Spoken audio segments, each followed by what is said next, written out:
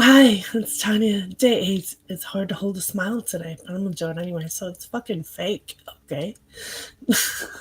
But I can laugh, and when I laugh, it's not fake. Alright, I'm reading from no song from the Book of Songs, and no song from the Bible, or no scripture from the Bible today. A little different service today, a little different class, a little bit different. Um, it's a story from a book called Where Angels Walk. That's the book I bought, and I have it, and I haven't read all the stories in here. I bought it to read, but I haven't read all the stories. I will eventually, and with you, I'll probably read some of the stories. So, this is The Boy Who Drowned. It was April 1981, and the Hardy family of Palestine, Texas, was enjoying a visit with their cousins in Houston. The house had a backyard pool, and 3-year-old Jason Hardy had been cautioned by everyone to stay in the front yard, away from the pool. Soon, however, Sue Hardy realized that her little boy was not where he was supposed to be. She ran immediately to the pool, but its surface was undisturbed. I thought Jason couldn't have fallen in because he would be floating on top. She says, I didn't know that the drowning victim sinks to the bottom. Sue ran back to the front yard, down the street, then into the house, her concern mounting by the minute. Finally, following an instinct, she and her niece returned to the pool, and this time Sue saw something on the bottom. Her niece jumped in and brought Jason to the surface. My world turned upside down when she handed me the dead baby. Sue says, he has no pulse, no heartbeat, and was turning black. Clutching her limp child's body, Sue screamed in anguish. Then she began to pray. The family called the paramedics, and when they arrived, Sue went upstairs. I phoned an elder from my church in Palestine, she says, and I told him we needed a miracle right now. Jesus had been without a heartbeat for almost an hour. Jason, sorry, not Jesus. Jason had been without a heartbeat for more than an hour. But I knew God could do anything he decided to do. After the phone call, Sue lay down on the floor in the bedroom and prayed. Jesus, Jesus was all could find the strength to say.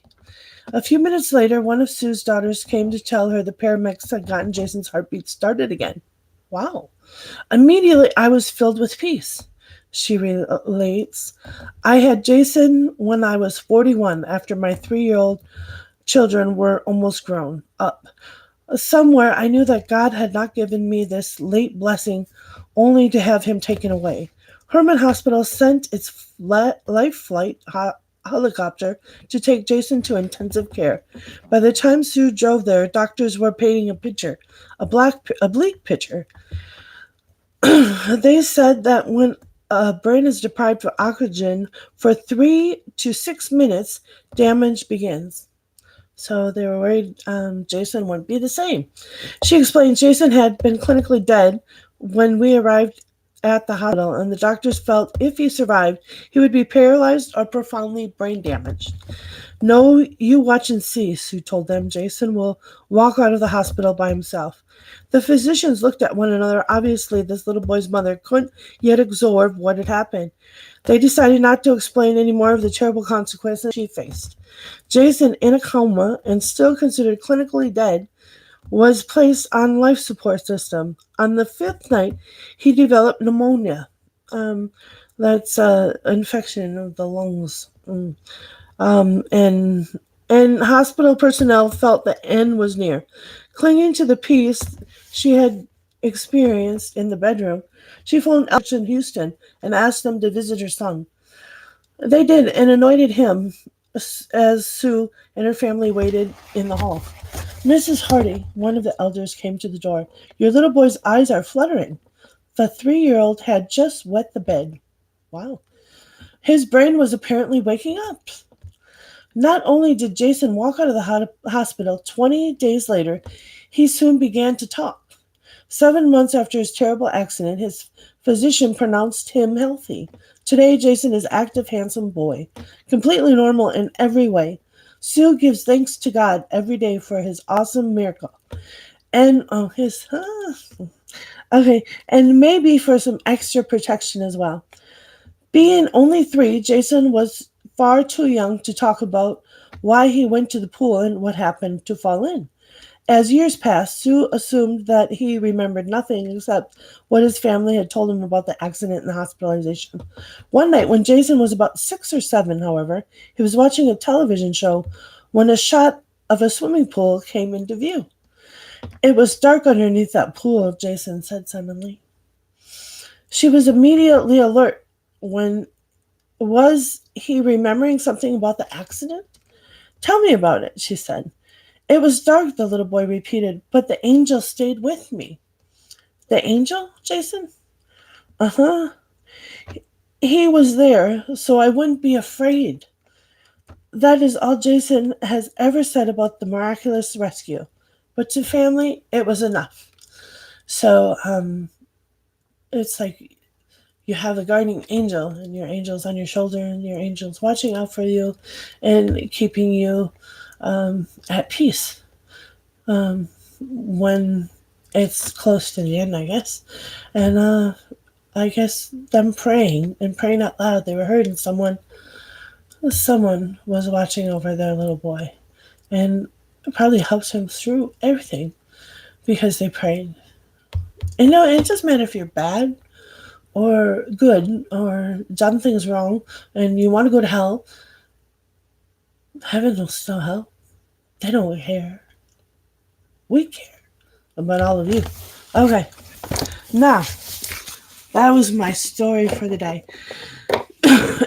And I decided yesterday, I decided my topic today is going to be games, sports. My throat is dry. Okay, so we have all these sports. When I was younger, I got in sports and played softball. I wasn't that good. No, not at softball. I played softball, and then when I got to senior high, I didn't play softball, or I wasn't really that good. I didn't think so. I don't know why I didn't continue softball and try to get better. Practice makes perfect, right? I played basketball. I played volleyball.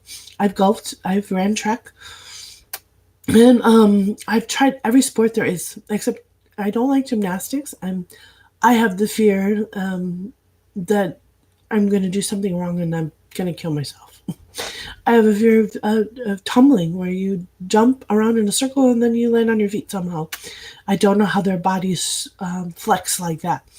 So I never did gymnastics. I learned that from when I was younger and went into tumbling. And people try to do all kinds of things. I don't mind climbing and getting on high places, but I can do a cartwheel. That's about it. I have fear. I had fear back then, and I thought I'd land on my head, and break my neck or something. I just didn't. To be a gymnastic person, you have to have no fear. Really, you have to believe in yourself, and it's a skill. It truly is. You have to.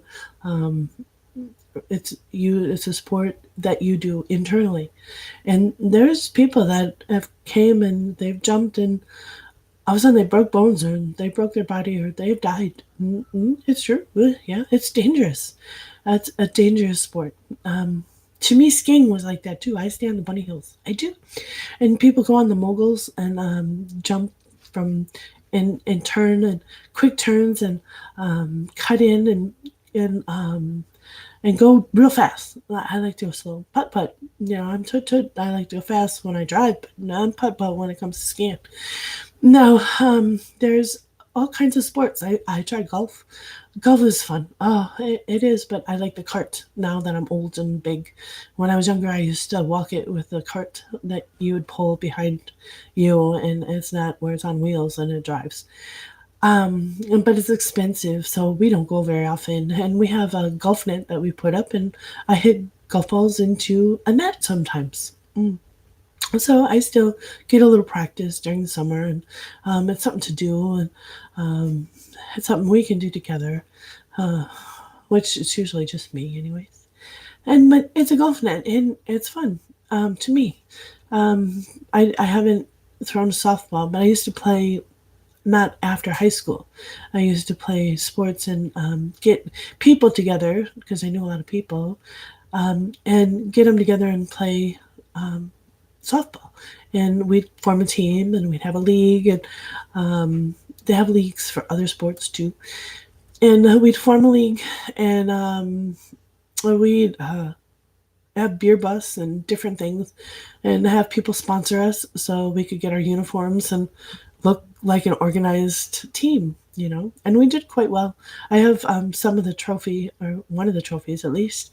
And volleyball you can play after high school too, and I played a little at a bar for a while, and it was fun, and it's something to do, and it's something where you get together with people and you have friends and like minds, and you competing. Now competing, all right, it's fun to play sports, and I'm not that great. I'm really not.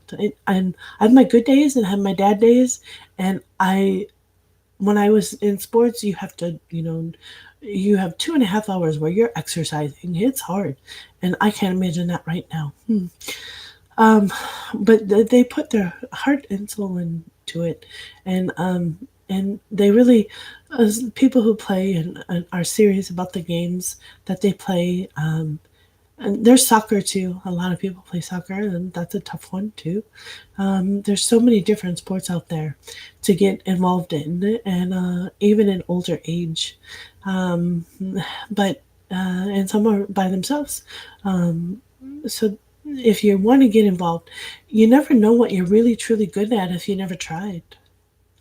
And that's how I looked at it. I wanted to try everything and see where if I shined in any of the sports, which I never really did.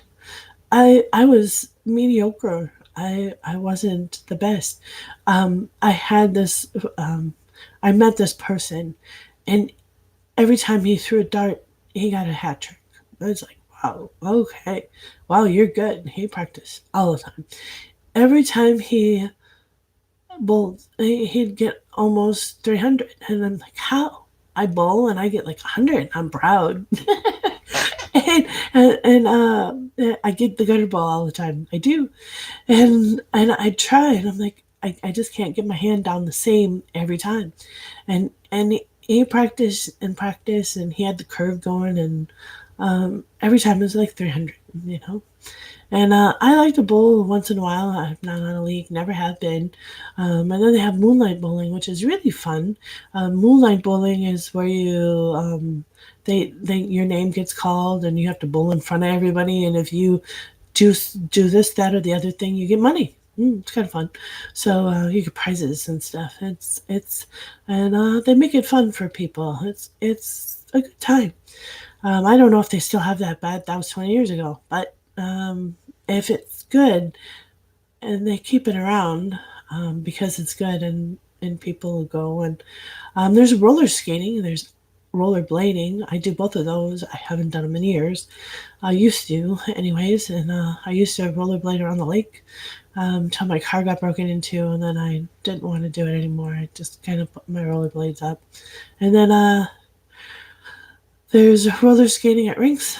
You can always teach somebody to rollerblade or to roller skate, and bring them to um, the roller skating rinks where it's safer and it's not down a bunch of hills where they're going really fast and you have to try to stop. And it's a place where people can gather, and it's a place where you can meet other people by hanging out in where they have food, or hanging out by where you take a break from roller skating and their tables. And then there's also some video games, usually at a roller skating rink. It's a place to meet people. It is, and other kids. It's for kids. Mainly you see young ones going there, but there are nights for older people too. And you got to find out what you're good at. And if you're old, I'm sorry you didn't get this opportunity, but there's so much out there that you can try even in your old age. Give it a shot. You might be really surprised. You're awesome at something, and you never knew. Mm.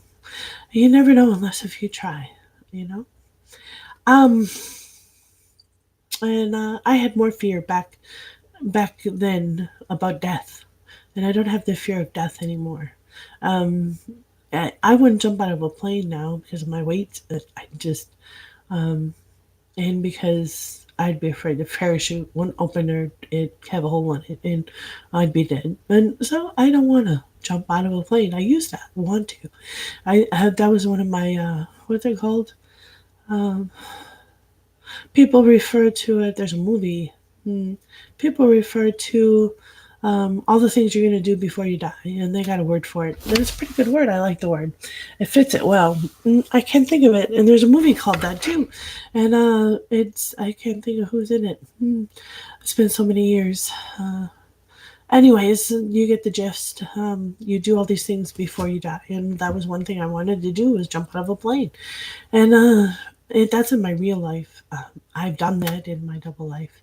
I've done so much more than, and I'm not scared of anything. My double life. So, my real life, I'm a different person. I play it safe as an arrow. So that's a little bit about me. But there's also games that are different. There's board games, Dungeons and Dragons for guys, and there's different role playing games. There's board games for kids. There's like Monopoly. There's chess, checkers, all kinds of games out there. And games are meant to be used. So you have them and they collect dust, and you buy them and you had them since whenever. But get together with some people and play a game.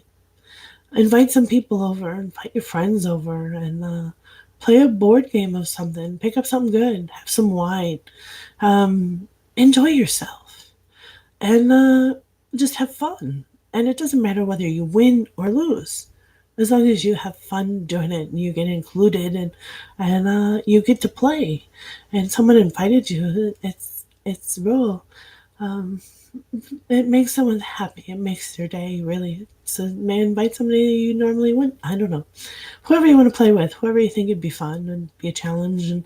And some people are really competitive in games. If they don't do perfect, they'll throw a club. Oh yeah, golf. Oh, here goes the club. Oh, they'll whip that thing as hard as they can, and the golfing places don't like that, but they really don't. And you could, I don't know if you'd get kicked out for that. I'm not sure if you were caught. That's like being really bad in golf. Um, and there's different sports where people play for money and get paid to play for people and to entertain. And people like to go, and people want it straight and narrow. They don't want some player to just take a dive so the team loses and the other team wins, and so somebody so you want the players to play the best they can do every single time they're out there. You don't want them to take a dive. And sometimes players have bad days, and sometimes players have good days, and you want to know, or you want to believe that they're doing the best they can out there, and they're not just taking a dive. It's all about money, isn't it? Or people who threaten people, or people who scare people, and scare you into doing things.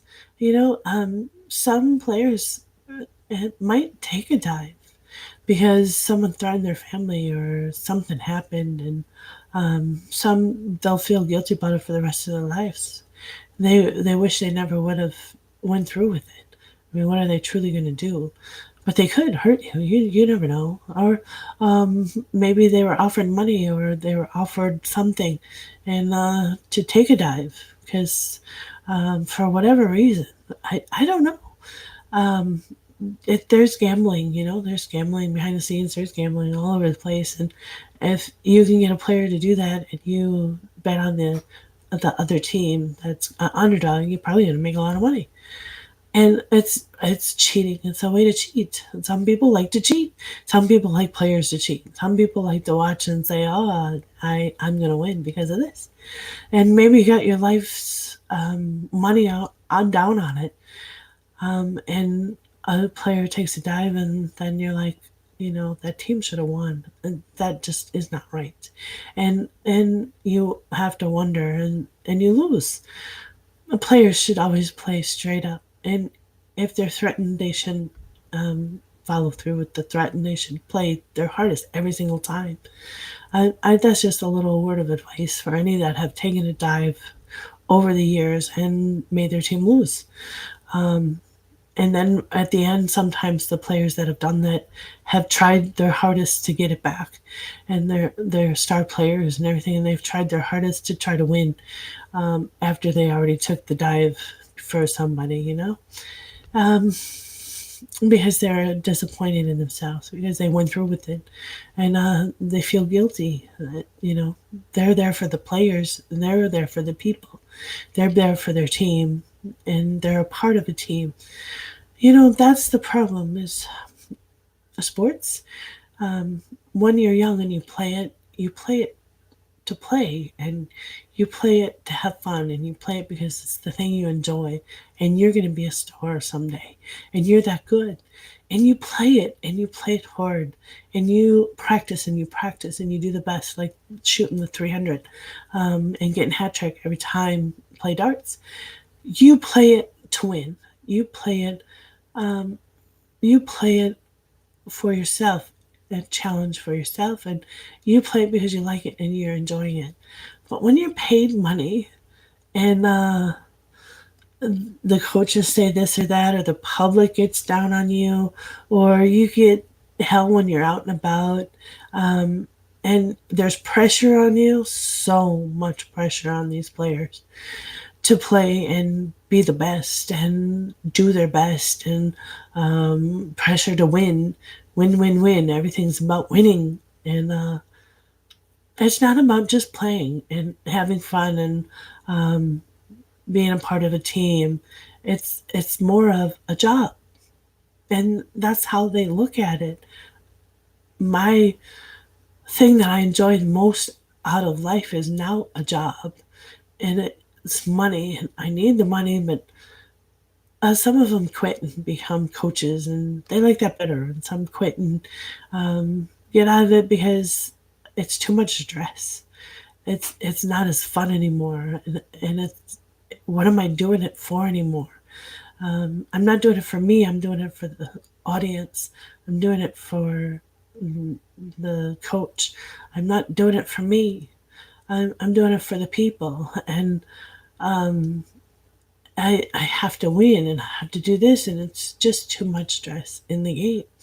And you have to be the best, and you have to do anything you can to get that goal, or in football, and get in the end zone, and you have to you hit harder, you do everything you can to win. You do anything, and you have to play. They have strategies and everything, and memorize all the different plays based upon getting together and like in a football game. It's very challenging, but it's not as fun anymore. It's like when it's your job, the fun goes out of it, and it's serious business. There's a lot of stress, and you have to maintain being the best, or they're not going to pay you that next year, and you're not going to get that money that you need, and you're in probably you have debt, and I'm sure a lot of them. I'm sure they have some debt. It's higher debt than normal people, so they have a certain lifestyle too that they have, and you know all I know is I know so many players that feel that it's a job. It's and they do the best they can. They play hard, and it's not. It's very rare that one will take a dive. It is. So if you gamble, you're safe. most players won't take a dive, and it's only been a few in history that have, and those few regret it. They do. They regret for whatever reasons, and some of it were threatened. Some of them maybe had a debt, and they were threatened in some way, their family or whoever, whatever it might be. And those few in history regret what they did, and then they tried to win it back after they already went through with what not missing the ball on purpose, and or letting the other team get the ball instead of you, and putting your hands up, but you just weren't out to grab it. So the ones that did that regret it, and that's a regret their whole life that they have to live with cheating, and letting their team down, and letting their fans down, letting everybody down because they were scared. So you have to stand up in that case, and you have to stand up against whoever it is that's hurting you. You have to, and you have to play for the fans, and it's your job. And you let somebody down, so you have to live with that. And that they made their choice or decision. They cared more about themselves and their family and the immediate thing than everything else and everyone else who enjoys the game and goes out to watch. I I guess that's sports, right? Okay. What about the game of life? Some people think they do all these things wrong, and they think life is a game, really, like chess or checkers, and they want to win. They have strategy, and they want to win, and they'll at any cost they'll take out whoever they can, or take them over, do whatever they can to be in a position to win, whatever and win. It's not about winning. Life isn't a game, you know. And taking over someone isn't right. And I think I had that conversation the other day. And everybody deserves to be themselves as they are who they are. No, and when you put somebody in somebody else's body, they're not happy, and nobody's happy, and it's not right to do. Everybody deserves to be themselves, and to take over somebody else's identity and force them into another identity is wrong. It happens. It does. And I don't want to scare the public. I really don't. How often does it happen?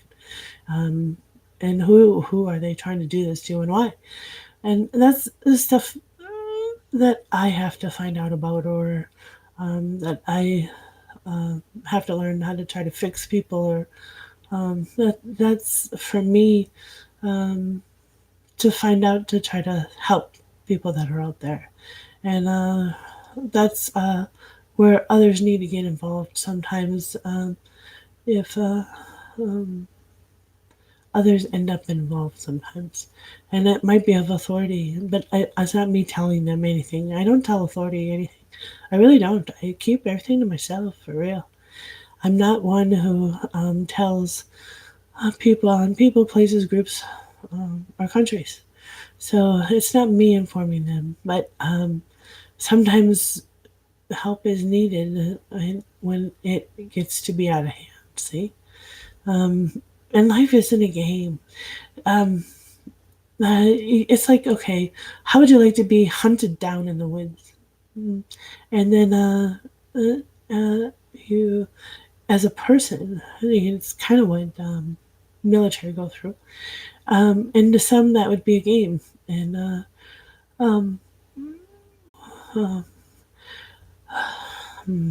I shouldn't bring that example up. It doesn't happen. It's very rare. There's another game. I don't want to bring these games up. It's things that I'm aware of that I don't want the public aware of, because then other people might try it and do it. And hunting it, you don't hunt humans, you hunt animals, and you eat the animals, and you like their meat. Humans don't really get hunted. If they are, it's a murder, and it's a what kind of case is that, where it's a They have certain cases when they murdered a whole bunch of people, so then they call it something. And I'm not thinking well, and I didn't want to do this today. I really didn't. Um, I've been sleeping, and I'm just not doing the best. So I don't want to scare anybody either. But that's why life isn't about a game. And you shouldn't put people in a game. There's movies out there that people are in games and they're fighting for their life. But those are movies. That's somebody came up with that idea and it's not really done in the public. At least we would hope not. And, um, there are movies and some of them are pretty scary if you ever watched them. And you would hope that doesn't happen in real life. These movies. And but game isn't life isn't a game. Life is not about winning or losing. Life is about finding yourself, and um, life is about so much more. Did you ever think of others before yourself? Do you open the door? Do you think of when you're going to buy gifts? Oh, I'm going to buy these people gifts, but they don't have to give me any. And if they do, great. If not, I'm not disappointed. I just want to see their face when they open it. It's a gift. It's you give somebody something and you don't expect anything in return. It's not about getting back, it's what you give. And your gifts can be in many different forms. It could be volunteering, it could be going to church and um, uh, doing Meals on Wheels, or where you're helping the seniors and volunteering. It could be painting someone's house who can't paint it and he's older, and you see a neighbor's house that needs to be done, and maybe you get a bunch of people together and paint it for him. Why not? Because it needs to be done. I did that. I offered our neighbor, I said, me and my boyfriend will come over and help paint your house if you want some help. And they turned us down. A lot of people are too proud and won't let you anyways. But I offered that up to them. And because it's expensive to get a house painted, it is. And it's not that hard of work. You just scrape and spray and water to get off the flakes and stuff. And then you paint it the next day and start priming and painting. And, you just do what you got to do. And I was in better shape back then. But game is not, life is not a game. You can have fun and everything, and I'm not saying that by life being a game that it's happy or funny. It's putting people through stuff, and people go through stuff, and it's not a game of whether you win or lose. I, it's, life is more than a game. Life is so much more. It's everything that's out there, and a lot of people can't look at the big picture. You see, they see themselves in this tiny little world, and it's all about them, and it revolves around them. And some people can't look at the bigger picture and see there's so many more people that are it involves, so many more people that are out there, and so many people that wanted to go on for a long time and want their kids to have kids, and just normal people that are just having a good old time and are happy, and you might not be happy right now, and you could be have like minds that plan something that's bad, because you've had it with everybody. Just because one did it, or people go haywire over a death or a missing person, and just one person gone, people can lose it, and you don't know what they might do. Really, you don't. And not all people. It's just how everybody's different. Everybody thinks differently, and everybody handles situations differently. Not the same person's going to handle the same thing the same way. So it just depends on the person and what they might do. Some, to get over it, might cry all the time and be depressed and need depression medicine. Some might seek revenge, or try their hardest to find them and go from here to there, and really can't take the fact that they're gone and they don't know where they are and they can't bury them, and that's even worse. And you want to hope that they're still alive somewhere and want to be reunited and want to see them someday. And then if you do and they went through stuff, that's even hard to get over too. Um, you know, I still I don't know how to describe all this stuff to you. That you're not just it's not just you. And if you're self-absorbed and you're selfish and it's all about you and you're spoiled. I was spoiled. I'll admit it. I was spoiled through growing up. I got many presents, and in a way, I thought my aunt was kind of jealous of me and my presents that I always got from mom, and then I also got them from grandma. And I got presents. I got to touch and feel and look at things and put it together and have fun. And a lot of I made use of my presents. I did. I didn't just let what I got just sit there, but I played with them, and a lot of it I could play by myself. And I was spoiled in that way, and I always did everything Grandma told me to do until one day. One day, I wanted to go out with someone, and I had never asked to do something and go somewhere. And I stood up for myself and I yelled at my grandma and I backtalked her, but I didn't swear or anything. I said, I'm going anyways, and you're not going to stop me.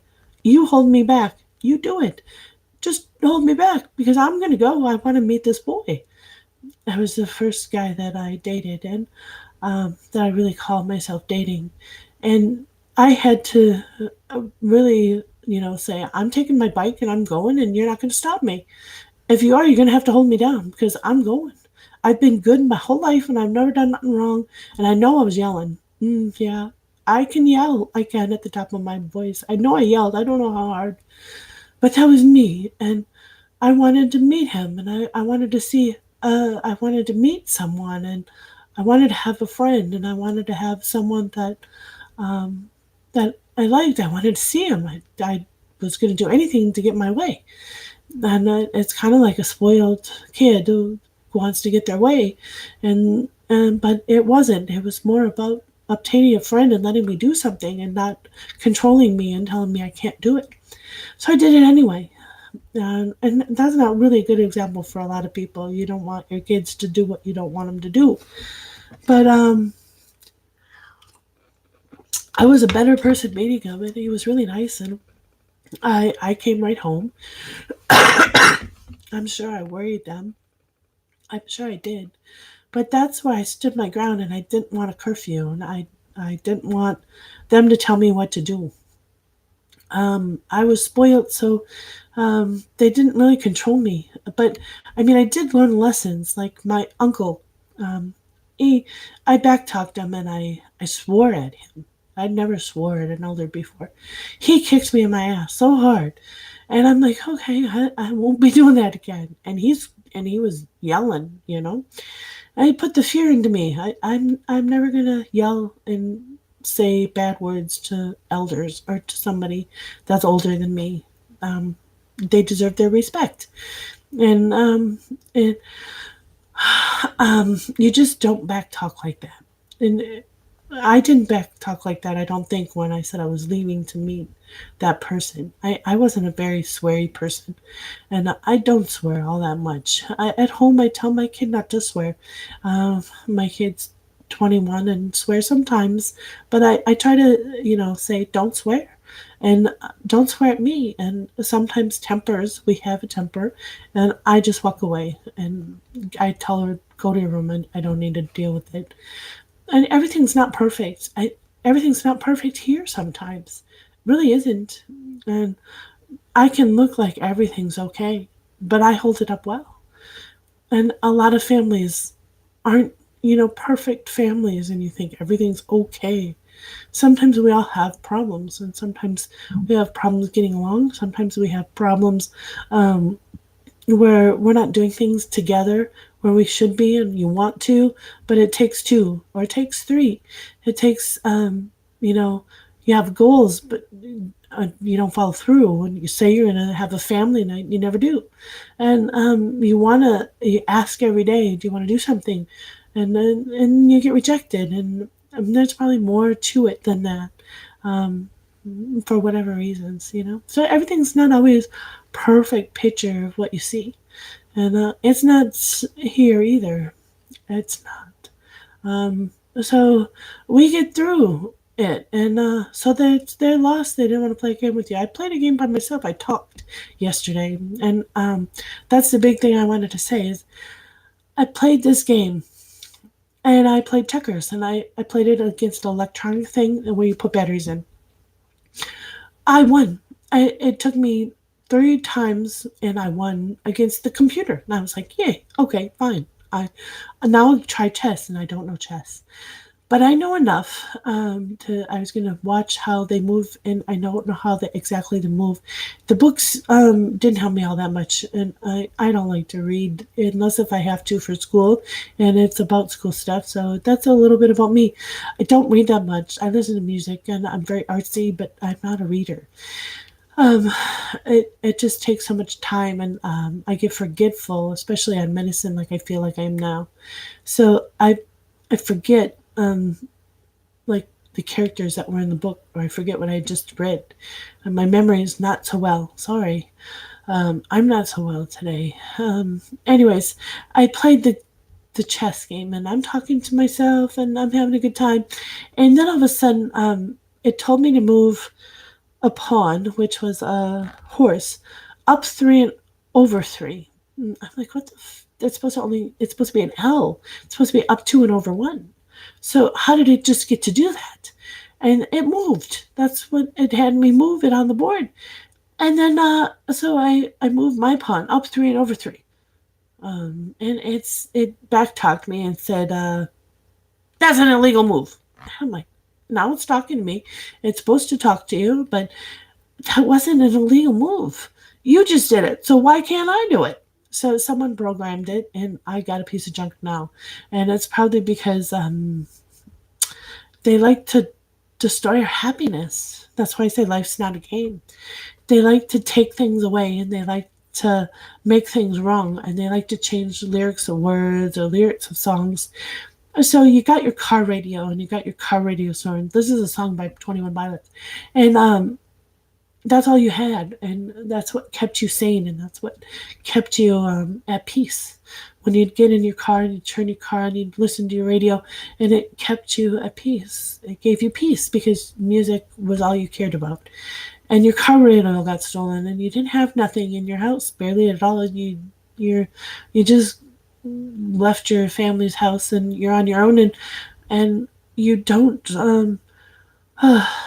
you don't have anything really. You can't afford to buy anything. You barely get food in the house.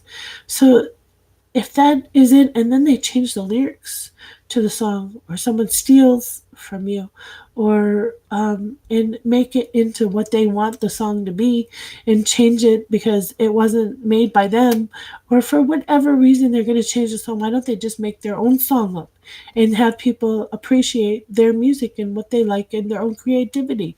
Why change what's good? I had a movie, and I quit watching movies after I seen 3 different versions of the same movie, and didn't want to put any of my movies in anything because I didn't want them to change what was there and what I thought was the original of the movie. And I got sick of movies. I wouldn't watch another movie because I didn't want it to change. I didn't want to see a new version of something that I appreciated and I liked. I didn't want to get mad. So I just quit watching TV, and I quit watching movies, and I got frustrated, and I was disappointed and everything. There are different time periods, and I get put different places, and it's all true. And I've seen a million things, and I've been to different places. So you don't understand. But literally, some of these movies that I pop in that I really appreciate have changed. I don't even want to put Grease in. That was one of my favorite ones. Or like what is it? What's that movie called? The Wizard of Oz. I don't want to put it on. I don't want to know what happens. I really don't. So to them, that might be like a game. We can change things and see if we can affect people and see if we can get a rise out of them and see if we can take all their happiness away. And that might be a game to win. I don't know. Some people think it's a game. Literally, life is a game, and it's about doing all these things and seeing who can stop them, like a Joker. You see, um, it's not a game. Life's not a game. Life is serious. These are people's lives, and they're alive. They have feelings. They care. And when you hurt them, like being picked on, bullied, teased, it really makes it different, and it makes them. It hurts, and you hurt people. Sometimes games can hurt people too, depending upon what you do in the game and how you play it. And maybe it's meant for the people that deserve it the most. Maybe there's a reason for hell. Maybe there's a reason they put people through some games. Maybe there's a reason. I don't know. If it's just to watch people struggle and watch people fear and watch people on the edge and watch people lose it, and like, why are they doing this to us? And you see that in the movies when they're in a game, and why are they doing this to us? What did we do? What was so wrong about our life? And who are you to decide who lives and dies? And I mean, don't take the game too far, where it could be someone's death. If you're trying to find out information, maybe that's why they play the game. I don't know what they play the game for, what kind of game, but a lot of people think life is a game, and a scary game at that. So, um, those are people I watch, and and maybe it's time for hell. There's a lot of bad things that happen in the world. I just watched somebody slam their car into a person, and you could hear his bones break. And I'm like, wow, that reminds me of when the terrorists took the car and ran into the crowd, and ran into the crowd and ran them over. Um, why? And then when something like this happens, or like the shooting out of a hotel room, and then they say there was more people shooting, and they're just picking people off in the streets. Um, they begin to wonder why, and who snapped, and do they really have the real person or the real persons that did it? And then if you know too much, you don't want to know nothing. So I don't want to know nothing about what's going on, but I know so much that I won't say. You gotta wonder. You wonder about things, and then you see other people saying this, that, and the other thing, and you wonder what's true. The Kennedy assassination, everybody wondered what really happened and who really did it, and is it all a cover up and covering up the person who really did them in? And you have Princess Diana, the car flipped and all that stuff, and was that a setup? Was it to take Princess Diana out? Was there a reason that Princess Diana died? More than we know. Was she murdered? All these questions that people ask, and you have to wonder, and what were they really after, and what did they want? Why did they want to kill off Diana? Was she just too good? Was someone jealous? Did someone get rejected? And why did they kill off Diana? Was it, to get her kid? What was it? Why did they kill off Diana? Did they? They say it's an accident, so I don't know. I wonder these things. You see them in the tabloids, and some people say this, that, or the other thing, and you have to begin to wonder what's the truth. Is the media um, uh, told to lie sometimes? Is the media telling the truth? Is the media um, um, what's it, controlled, and only can say so much, or say this, or say what they want them to say? And how do you think for yourselves? I don't watch TV, so I never turn it on, and I quit watching it after I realized what I just said. it's controlled, and they get so many stories that they can talk about, and they're controlled and told what they can and cannot say. And journalism's fought for that, and some people fought hard for that so they could have their free speech and say what the public needs to be aware of without scaring the public. And the public should be aware of certain things that are going on in that's going on. And they're controlling it, so you're not aware of, and what you are aware of, it might be all a lie. They might be lying about stuff too. So I quit watching TV back then. That was at the apartment when I realized that was going on. And journalists were dying too, trying to have their free speech out there. So you do what you want. You watch TV and you take it for what it's worth. And you can believe everything, but everything you believe and everything they say might not be the truth. You have to find your own truths if you want to know the truth about what just happened. You know, game's not a life, and control, I hate control. I like people to be able to be free to say what they want. I'm saying what I want. I'm live. And I don't give a fuck. But I do. I don't want to scare people. Like the whole game of life thing is something more towards me that I need to be aware of. And most people aren't going to be in a game. And the movies they're fictional, out there, something to make you fear, to scare you, or to whatever. It doesn't mean it's real. And that really happens. And when I know that really happens, I can't tell you, because some stuff you don't want to know. And maybe there is a time for hell. And what I mean by that, you can take it for what it's worth.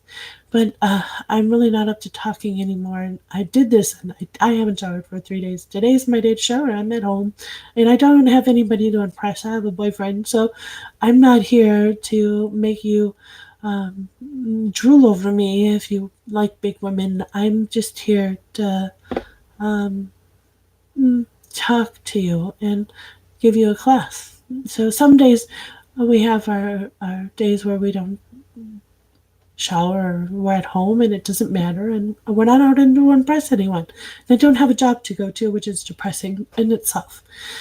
So I'm talking to you, and I hope you like what I've said, and I hope you take it for what it's worth. The story in that Angel's book was beautiful. The little boy seeing little angels and keeping him at peace, and knowing that everything's going to be okay, and making it through when they said he'd be brain dead or something to that order where he won't be able to talk right. And isn't that a miracle? Miracles do happen, and they're still good in the world. And sometimes it's time for hell, but we don't need to know about all that stuff. And I'm glad some of the stuff isn't shown in the news, because a lot of people think the news is just bad, and that's why people don't like watching the news, because it's just negative stuff. And when you get a bunch of negative stuff on there and there's nothing positive, then why do you want to watch it? And then you see all the bad thing that's happening in the world. My grandma, I remember this about my grandma. She would remember people, all kinds of people that were in the news.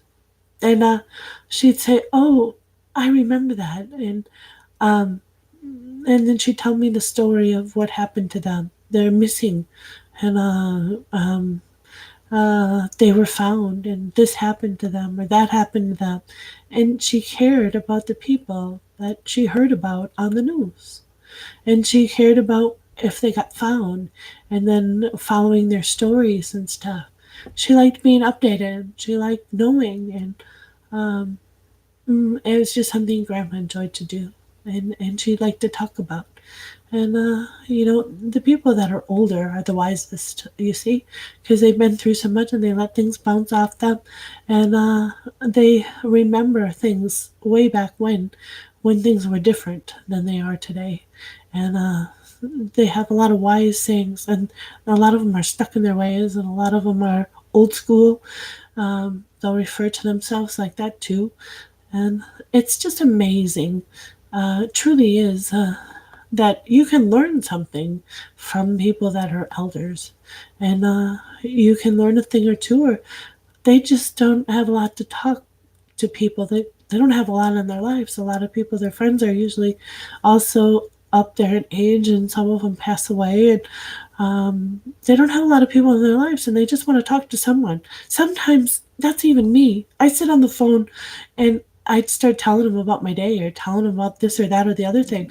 And in one country, they actually have where they have for elders, they have a phone line where you can call in and just talk to people and have them talk back and have a conversation with you and have no one else to talk to. Isn't that a wonderful service for the elders?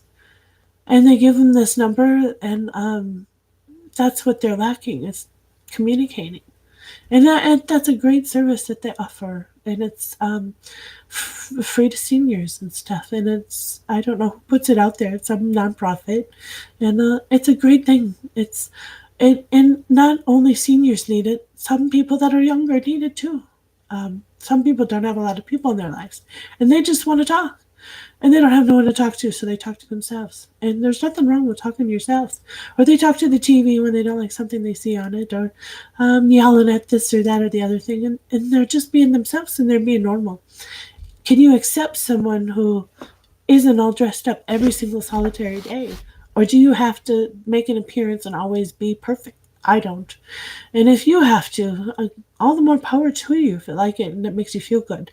That doesn't make you feel good. I'll probably shower today and get dressed up, and then it'll make me feel better because I'm not feeling the best today. So I'm ending it there. Have a blessed day. Bye.